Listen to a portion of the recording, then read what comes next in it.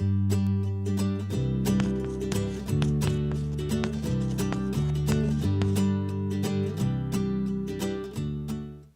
and welcome to Superintendents Roundtable. I'm Deborah Vinsel, the CEO here at Thurston Community Media. Periodically, we meet with the superintendents from the 4 largest school districts in Thurston County to talk about education and learning. And we're pleased that they're with us again today in the studio. We have John Bash from the Tumwater Schools, Brian Horton from Yelm Community Schools, Deborah Clemens from the North Thurston Public Schools, and Patrick Murphy from the Olympia School District. So welcome, and thank you for taking time. Thank you. I know this is a busy time of year because we're coming up to the end of the school year, so there's a lot going on. Yep. Let's start with our perennial discussion about the legislature. They ended on time this year. That's the first time in several years, and I know that there was a lot of action going on related to school funding and other things. So what did they do? What didn't they do? And how is it going to impact your districts? Why don't we start with you, John? Well, coming into this legislative session, in past episodes, we've shared with you pretty much uniform concern regarding the new funding model a year ago that they put into place that left many Thurston County school districts on the short end of the new state funding in terms of what we were receiving in the old model compared to the new model.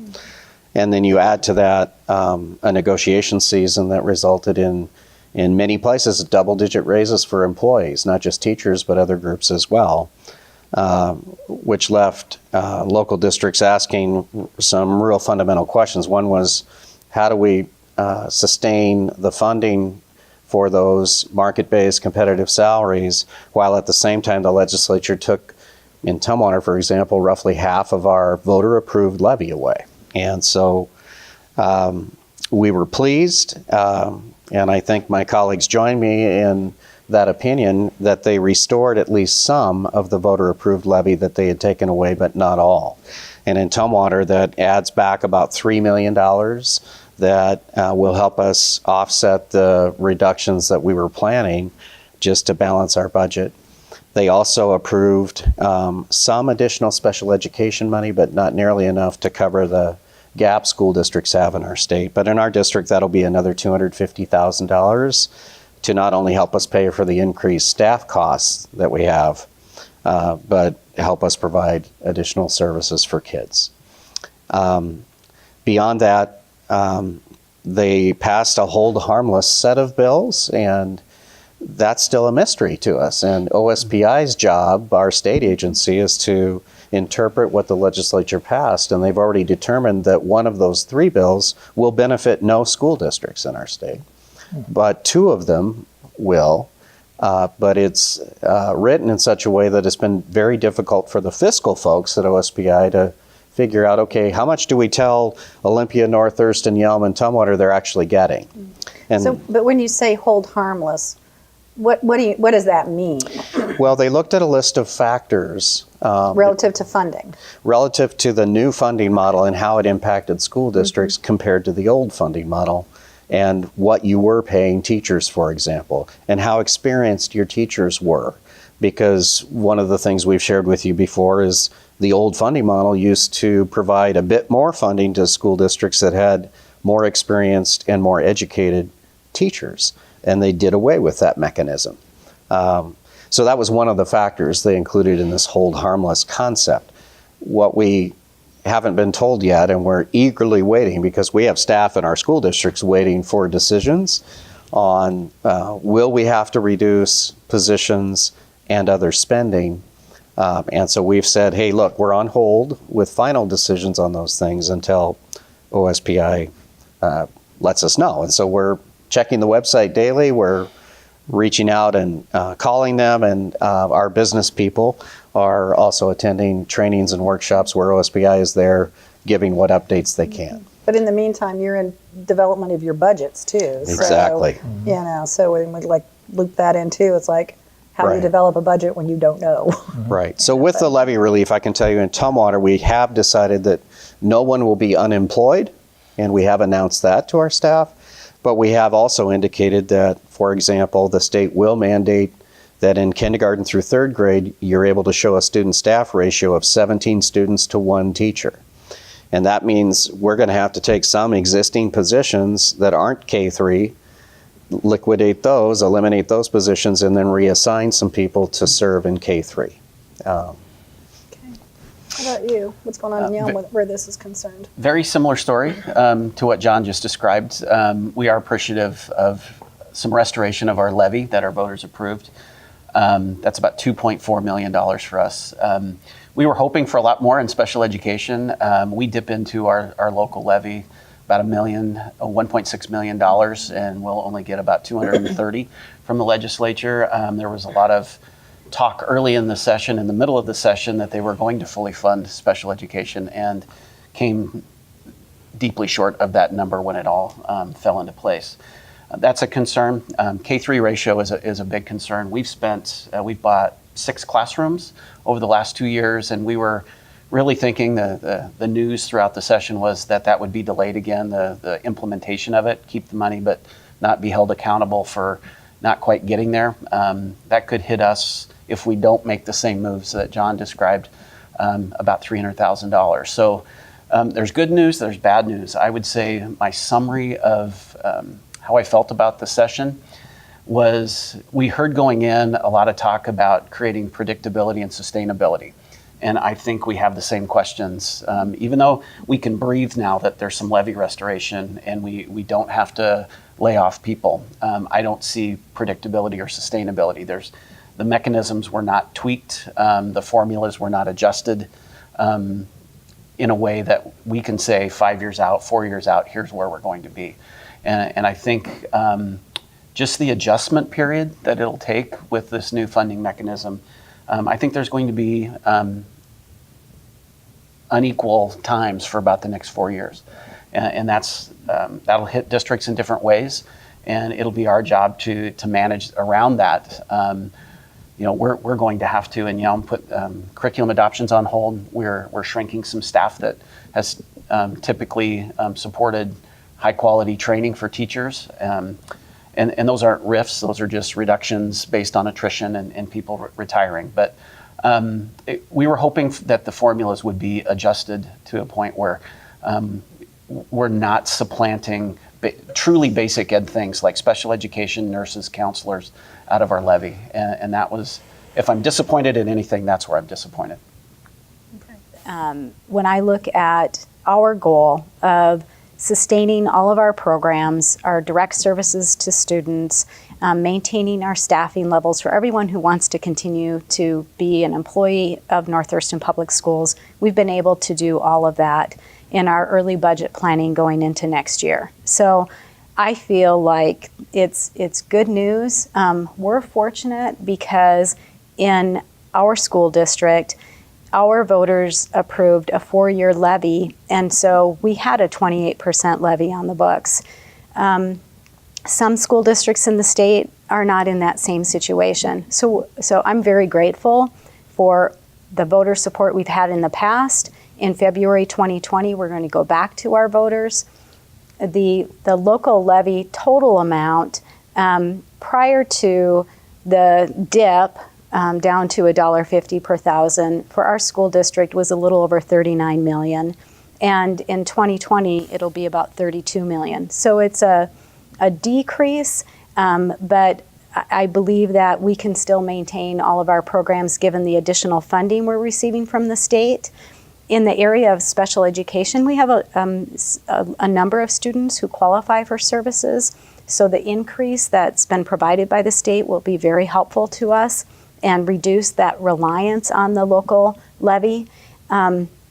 We haven't seen all of the results yet, but there is a funding mechanism called Safety Net, where if you have a child who requires additional services in order to participate in school, such as an LPN, you can request reimbursement for the extra cost of providing services to those children, and we know that has also increased. So we haven't seen the impact of that yet. We're still waiting for guidance from OSPI on the hold harmless numbers and some of the other information, but we were also able to reassure our staff that everyone who wants to stay employed with us will be able to continue with North Thurston. Great. Patrick? Well, it's kind of funny, Deborah, as I'm listening to my fellow superintendents here, that our reaction is kind of sort of muted, and we don't really know what to say. I mean, we're kind of, there's some good and there's some bad. We were talking before we went on air about some communications I've been doing here in Olympia. I mean, we were looking at an $8.5 to $9 million deficit. We're still sifting through the results of this, but we think that that's been cut by almost 80%, down to about $2 million, right? So we're celebrating a $2 million deficit, right? And that is something to celebrate, because like everyone else, we're not going to be invoking a reduction in force.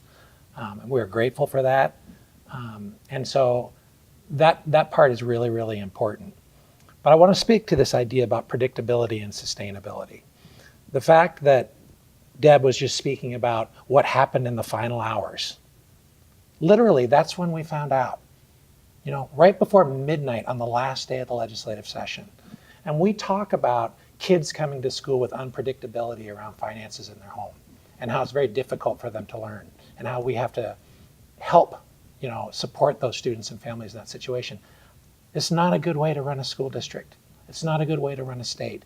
To have people that are wondering up until the last second, are we going to be losing our job? We have new teachers, wonderful teachers, the most diverse teachers in our district that we've hired, that were wondering until the last minute if we were going to RIF. That's not good. It's not good for them to do that work. So I'm grateful where we landed, but until we get that predictability and sustainability, we're going to go through this again. And that's really hard. But in this moment, we're like, and we're breathing. I'll say something about the hold harmless, which again happened in the final minutes before midnight. The levy lift was important. Like everyone here, we had a 28% levy lift. And so we were raising about $28 million. And by reducing it to $1.50, or basically, like John said, it cut us in half, down to about $14 million. The new levy rule is $2.50 or $2,500 per student, whichever is less. It's not a percentage. So it gives you this box. It's not going to grow in time. It's just going to stay about the same. So there's a little bit of a concern about that. But the interesting thing is we don't collect the levies one time. We collect them during one calendar year and another calendar year. So we collect them in October and we collect them in March. We can't start collecting this higher levy amount until January 1st, 2020. So we are not going to collect that levy amount in October of 2019 like we would normally do. That's why that hold harmless was so important. Now, we don't know exactly where it's going to come out yet, but our initial estimates is that's about $2.4 million in the Olympia School District, but we need to wait to see on that. But it was critical that we got that until we could do the double levy collection. Because by moving it up to that $2.50 or $2,500, that's additional $4.9 million for us in Olympia. But we can double collect that the next year to 9.8. So that's why that $8.5 to $9 million deficit went down so dramatically. So again, very grateful, very, very happy that we're not riffing, particularly because we have just wonderful teachers that we didn't want to lose. But we're still hoping for that predictability and sustainability that, and I'll just say this because I've said it before, that a lot of our districts to the north have right now. They have that, and we just want that as well. Deb, you look like you wanted to add something, or was I just? I was just trying to dart away from the waving hands.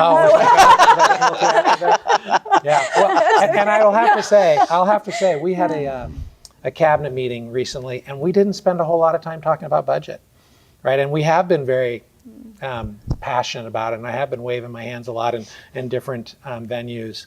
And I'm grateful that we don't have to do that for a little while. Okay. Well, let's hope that the legislature continues to do the work that we need them to do to keep our schools whole and healthy. And but we're thankful that they finished on time and they did do good work. Good work this time. And our local representatives particularly, I think, really understood. Right. Super proud of our community.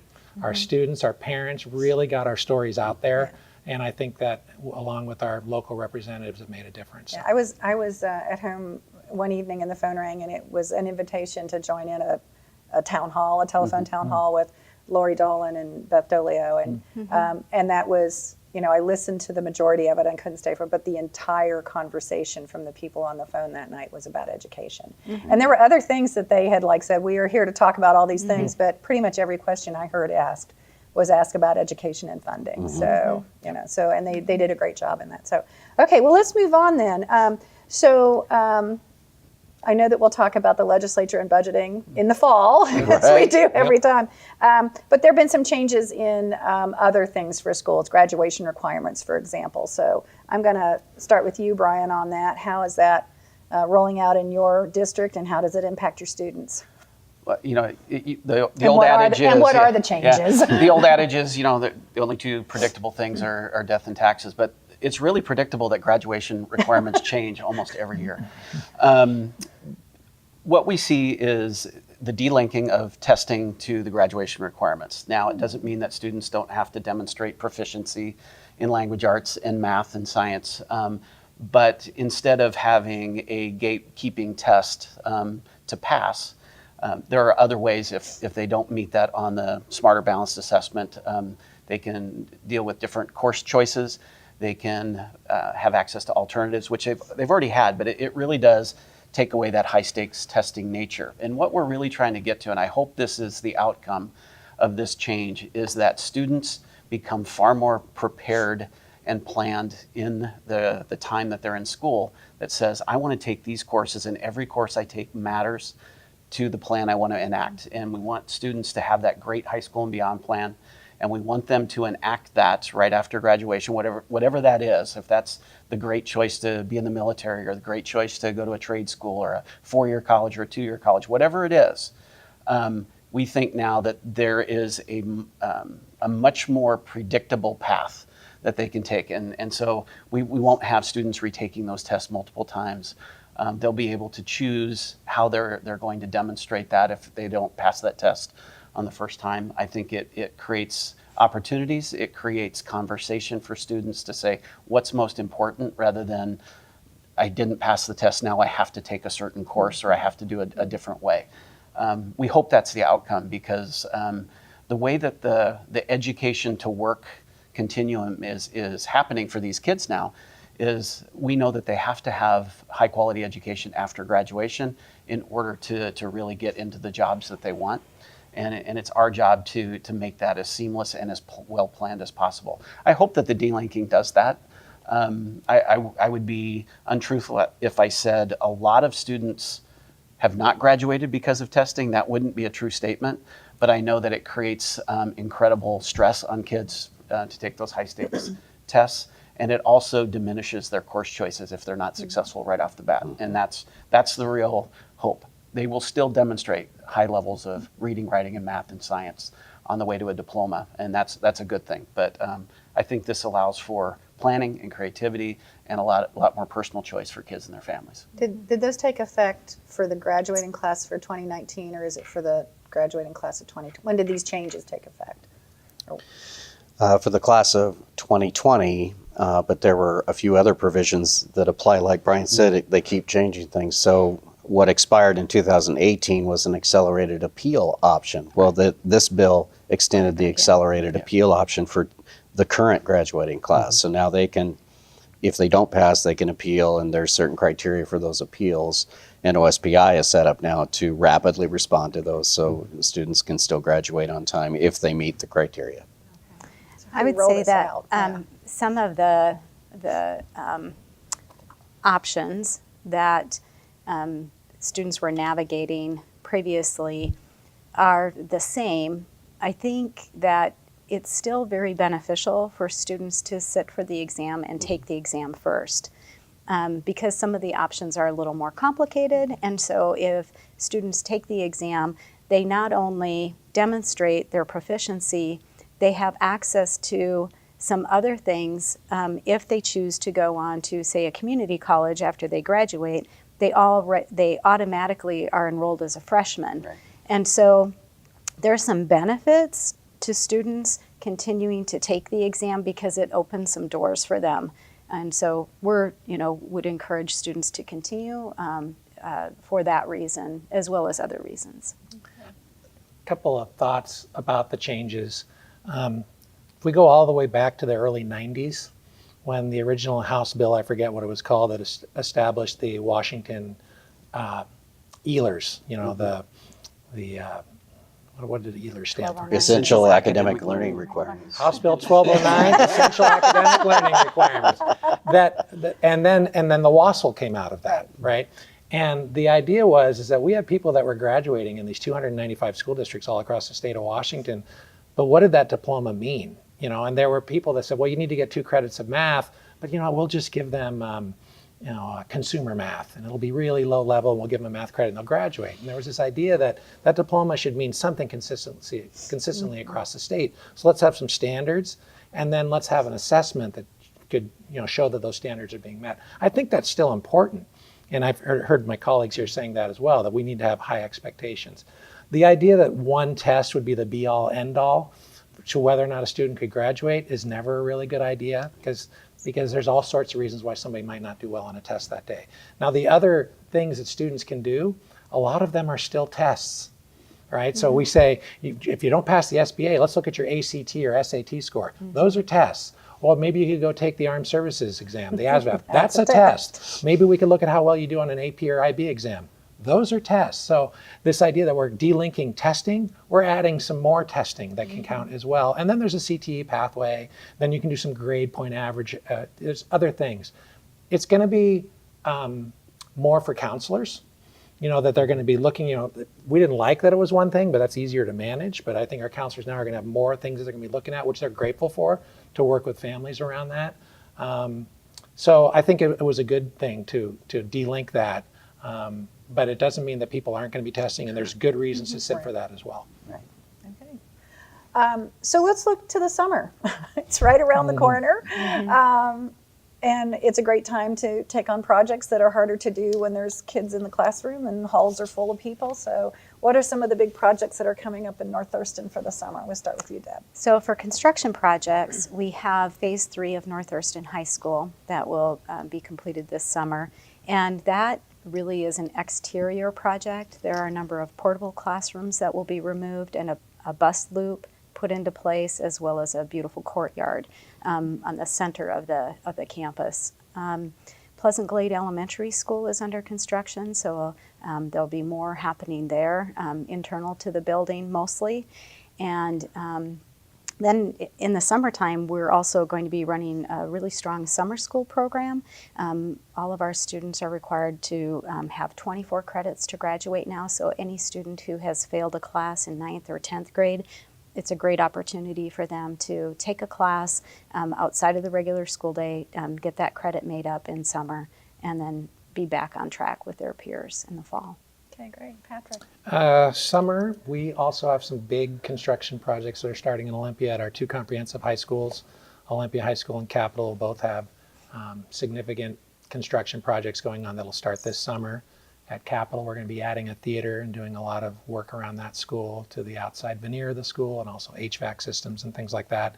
And we're actually going to try and get rid of a whole bunch of the portables at Olympia High School and add about 20 plus classrooms there. Also putting in another all-purpose athletic field. So we have some really big things happening. And related to summer school, like Deb was saying, we're also embarking on our summer school again this year, but we're really starting to re-look at that above and beyond credit retrieval. As we start to think about school being not just 180-day between 7:30 and 3 o'clock, that students are taking classes 24/7, online opportunities. Summer shouldn't just be about credit retrieval. We could do first-time classes in the summer, so they open up their schedule for those 24 credit requirements. So we're expanding our summer offerings and engaging with our teachers and our students about that process, and we're pretty excited. Great. Yeah. What's going on in Tumwater? Tumwater Hill Elementary, a major modernization project, will continue this summer, and that includes classroom upgrades in every wing. They're adding a lunchroom, and while that doesn't sound exciting to most, it's really exciting for them because they can maintain a gymnasium operation while they're also feeding kids. And with the number of students there, that's something they've all said they're really excited about. We also are beginning construction on an alternative learning center that's on the New Market Skills Center campus, and we will opened that in the spring of 2020 to house the secondary options alternative high school program, what we call our LINKS program, which is a special needs program for students 18 to 21, focused on life skills, job skills, those kinds of things. And then our long-range vision with that facility was to also create space for a future 9th and 10th grade career and technical education academy, where students don't have to wait until they're juniors. They could start as freshmen in a career and technical pathway, kind of to go along with what Brian was saying around high school and beyond planning. And beyond that, the theme in Tumwater is significant leadership changes, including my own position. Talk about that. So new superintendent, Dr. Sean Dotson, who comes from Cheney, Washington. He actually worked with Deb, and he's very excited. We've already had some opportunities to meet. He was also already put into the position of having to hire a new assistant superintendent to replace Chris Woods, who is now the executive director of Boys and Girls Club of Thurston County. And then he also needed to hire the vacant position for our executive director of special education. And so he recently completed those 2 hiring processes. So exciting for him. He gets to build kind of a new team. But those players will join a very high functioning existing team to lead the district. And our school board is changing as well. We have 2 new school board members this year. And 3 seats are up for re-election in the Tumwater School District. And so it's a time of change, and for some that's exciting, for some that's unnerving, but there's no way around it's happening. So this summer will be a big one for Sean and the new school board to come together and develop a new vision for Tumwater School District. Okay, great. How about you? What's going on in the summer? Lots of things going on in Yelm this summer. We're planning for a new Boys and Girls Club. That'll be in the center of town, and a very strong partnership with the city and the Boys and Girls Club. So we're excited that Chris is involved in that. It's great to have a strong educational mind leading the Boys and Girls Club. From an academic standpoint, we have a very aggressive 2nd and 3rd grade summer literacy program that we're working with, and we have significant community partnerships to provide food, breakfast, and lunch at no cost to those students. So we're hoping to get a large number on 2 different elementary campuses. We'll have our online summer school for high school students and expanding to middle school, trying to have those kids front load credit going into high school.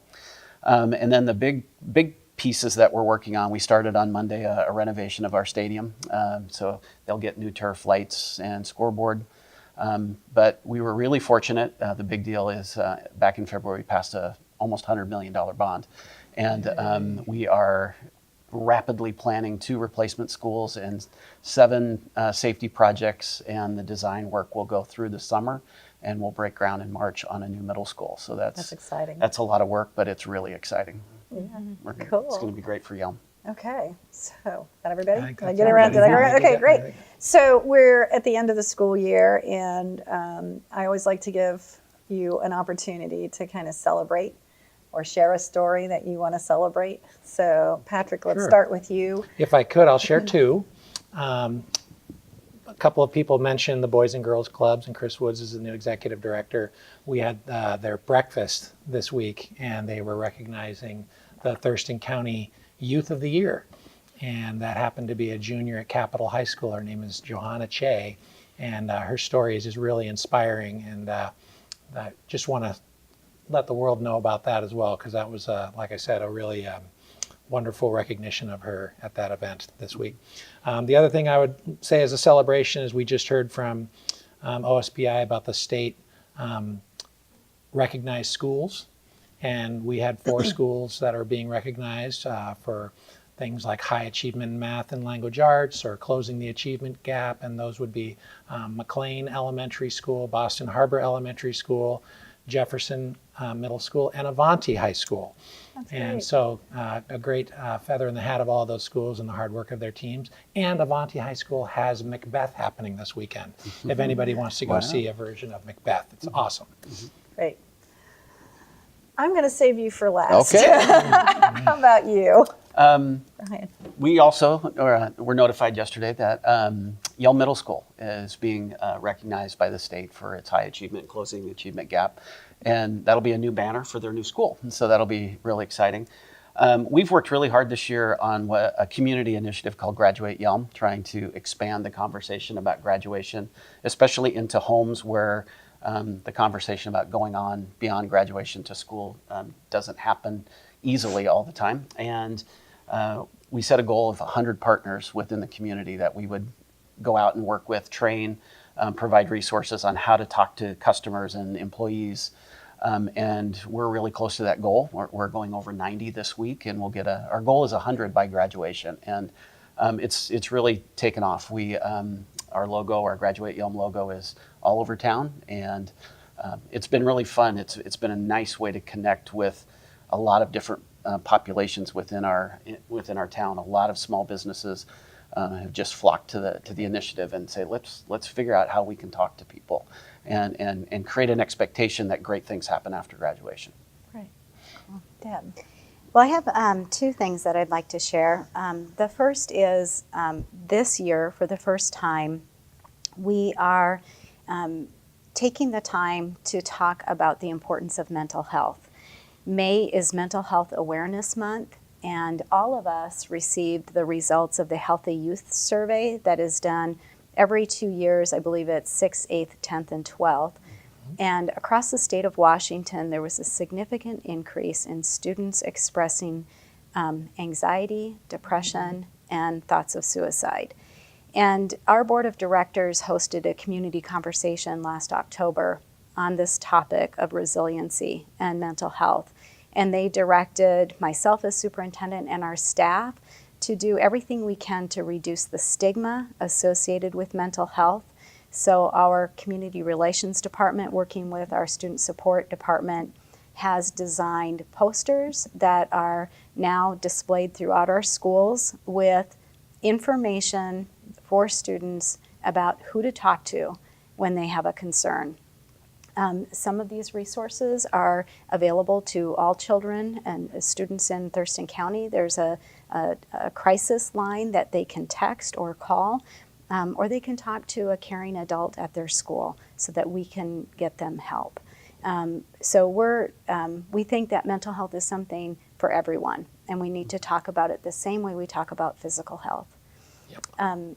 The other thing that I wanted to share, in a previous program, I had shared that we set a bold goal of documenting 100,000 acts of compassion throughout our community. It's a partnership between the school district, the city of Lacey, and the Lacey South Sound Chamber. And Courtney Shreve just updated me. We have over 100,000 acts of compassion just documented as of this past week. So the city and the chamber and the school district are going to host a celebration ceremony on June 11th, and more details will be coming out about that. But the city has designated, they have some public art money that is set aside, so we're going to look at how to celebrate compassion every day by having a piece of artwork that will be displayed, hopefully at Huntmore Park in the future. That's great. So it's your turn to celebrate your district, and then we're going to celebrate you. Oh, well, two celebrations, I guess. Like Patrick, we learned of two schools, Tumwater Hill and Tumwater Middle School, that will be recognized similarly. And so we're still digging into the details of what exactly were they recognized for. It's changed. But we know it's good news, and so we're excited to celebrate with them once we get all the details. And then we have a combined 44 years of school board service that recently resigned from the Tumwater School Board. So Jay Wood, 23 years, Janine Ward, 21 years. We had a big celebration at Toyota of Tumwater. We call it that. And anyway, that didn't go unnoticed, and we had over 100 people show up for that celebration. So it's a big milestone in the history of Tumwater. And on your program, I wanted to give those two people a shout out for so many years of dedicated service as volunteer school board members. And as I say goodbye, all of us commit a significant portion of our lives to this professional work, and what I'm about to read off are some accomplishments that I can't take credit for as an individual. These things only happen because of really powerful teamwork and community partnerships coming together to make them happen. But since I joined Tumwater in 2015, we've seen growth and achievement with our students increase, along with achievement gaps that are narrowing. Last year we hit all-time highs at both of our high schools for graduation rates, both exceeding 90%. We created a dropout prevention and retrieval program where we now reach out to kids who left us but didn't graduate all the way to age 21 and develop individual plans for them so they can finish and then have that tool to take on and pursue a career or further education. We have many new business and nonprofit partnerships that, as part of our community schools program, have increased mental health services for kids K through 12. We expanded early learning opportunities for students age 3 to 5 across our community. With the City of Tumwater, we established the Fresh Agricultural Education Program and Farm Site on Linwood Avenue, fashioned largely after the programs already in place at North Thurston and Olympia.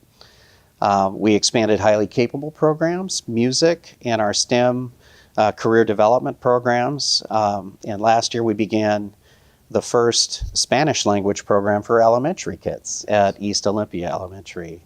I've mentioned our modernizations, and they've been very successful, along with passing a 4-year school levy that will expire soon. And so, like all of our districts, on February, there will be replacement levy proposals out there for voters. So I'll go ahead and remind people to vote in February. And I guess I'm really grateful for the teamwork that I benefit from in such a collaborative group like the Thurston County Superintendents. I also want to give my sincere thanks to the colleagues in Tumwater that have kept the needs of our students and families front and center throughout the 4 years I've been here, especially this year in the face of some very challenging circumstances.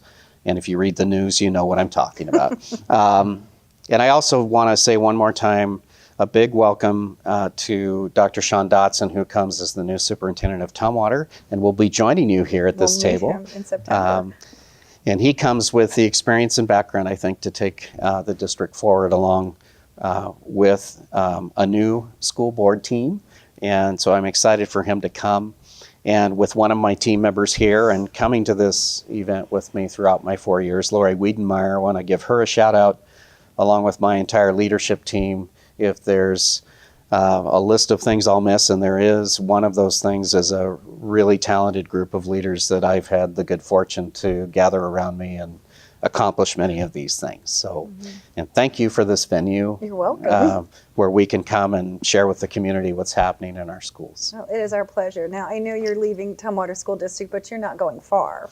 No, I'm excited to be joining Tenino School District as their assistant superintendent, where I'll spend more of my time focused on student and family support, one of my professional passions. So, well, I hope maybe we'll see you back here at the table occasionally. We'll see. Representing Tenino. So I do want to thank you for your service to students in Tumwater and for your work. I know I come from a family of educators, so education is near and dear to my heart, and I have great admiration for people who commit their lives to it. So thank you for everything you've done for the students in Tumwater. Thank you. You're welcome. Does anybody else want to share anything? I just want to say thanks to John. As a new superintendent, 3 years ago, significant mentoring offered, and anytime I called, he picked up the phone, and just thank you and best wishes. Thank you. Yeah. I want to give a shout out to John. Every time we get a request that is sent out to multiple superintendents, if it's by email, all you need to do is wait like about an hour. And then John gives a very detailed response for all of us. He just always does a great job and dives into the work. And I just really appreciate your expertise. And I know whenever you bring something to the table, it's always done in high quality and a perspective I can trust. Thank you. And I want to echo both of those things. Just finishing my second year as a superintendent, John has been a mentor. He was my official WASDA mentor last year, and he's always been available whenever I needed to call him and talk to him. And I will be forever grateful about you helping me land in this position a little bit more softly than if you weren't around. And I also want to just thank you for in all the times when this is a very stressful job, and it can be. I really appreciate your sense of humor and that you keep us laughing at the same time keeping kids at the front and center of everything. So thank you, John, for all you've done. Thank you. Hear, hear. Well, we've come to the end of the last program of this school year. I hope that we will see all of you, including you, at some point in the next school year. So I do want to thank you all for joining us too. To the graduating class of 2019, congratulations on your achievement, and may your life journey be filled with success. And to the parents and family and friends and support for those graduates, well done. Thank you for that. If you're the parent of a preschool child, please read with your child 20 minutes a day. It's one of the best things you can do to get them ready for their education. And while you're at it, throw in some fun counting games so they get interested in math. If you're the parent of a school-age child, get involved with your child's education. Talk to the teacher or the principal in your child's school to find out about volunteer opportunities. It's a great way to find out what your kids are doing in the classroom and how you can support them. For all of us here at the Round Table, I want to thank the volunteers here at Thurston Community Media who helped make this possible and our staff. And we'll see you all again in the fall.